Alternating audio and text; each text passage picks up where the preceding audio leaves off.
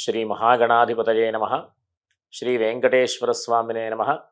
శ్రీ వల్లీ దేవసేనా సమేత శ్రీ సుబ్రహ్మణ్యేశ్వర స్వామినే నమః. ప్రేక్షకులందరికీ కూడా స్వాగతం. మనం 2024 జూన్ నెలలో ఉన్నటువంటి అంటే జూన్ 1వ తేదీ నుంచి 30వ తేదీ వరకు ఉన్నటువంటి గ్రహస్థితి రీత్యా ఉన్నటువంటి రాశి ఫలాలు మనం చెప్పుకుందాం.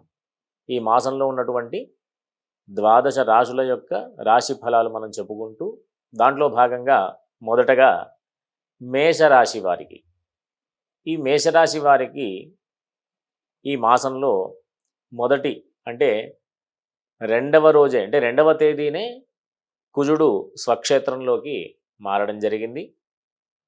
తద్వారా కాస్త అనుకూలమైనటువంటి పరిస్థితి, కీర్తి ప్రఖ్యాతుల విషయంలో కానీ, మంచి అలవాట్ల విషయంలో కానీ, చేసేటటువంటి పనులలో దిగ్విజయం కానీ, ఇట్లాంటి వాటిల్లో మంచి అవకాశాలు ఉంటాయి ఈ నెలంతా కూడా.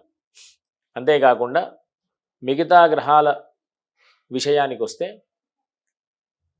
ఇంచుమించుగా అన్ని గ్రహాల యొక్క ఆనుకూల్యతలు ఉన్నాయి. ప్రధానంగా వీళ్ళకి ఆర్థికపరమైనటువంటి వెసులుబాటు వస్తుంది, మంచి కుటుంబ సౌఖ్యం కలుగుతుంది, కుటుంబ లాభం కలుగుతుంది, కుటుంబపరమైనటువంటి విషయాలలో అన్నీ కూడా అనుకూలమైనటువంటి పరిస్థితులు. తరువాత విద్యార్థులకు కాస్త అననుకూలమైనటువంటి పరిస్థితి.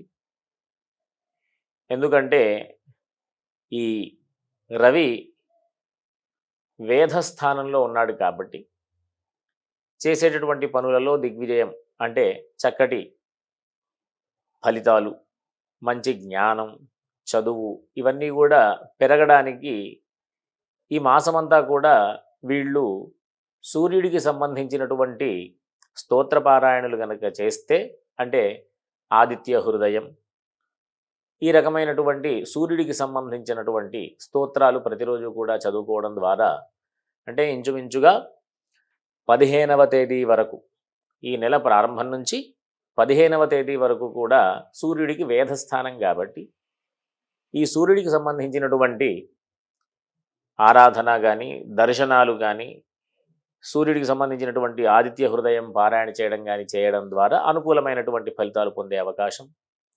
అంతేకాకుండా వీళ్ళు ఏదైనా పని చేయాలి అని ముందుకు వెళ్ళడం ద్వారా లాభదాయకమైనటువంటి ఫలితాలు పొందేటటువంటి అవకాశం ఉంటుంది.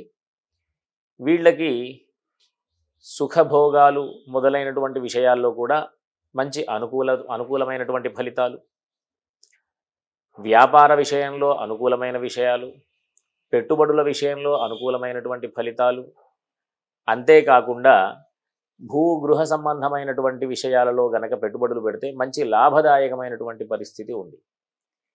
వీళ్ళకి కేవలం ఈ 14-15వ తేదీ వరకు మాత్రమే, అంటే సూర్యుడి యొక్క అననుకూలమైనటువంటి స్థితి వల్ల చెప్పినటువంటి విషయాలలో కాస్త ముందు వెనక అయ్యేటటువంటి పరిస్థితులు ఉన్నప్పటికీ కూడా 15వ తేదీ నుంచి మంచి అనుకూలమైనటువంటి స్థితికి, అంటే రవి వేధస్థితి నుంచి శుభస్థానంలోకి వెళతాడు కాబట్టి మంచి ఫలితాలు పొందేటటువంటి అవకాశం.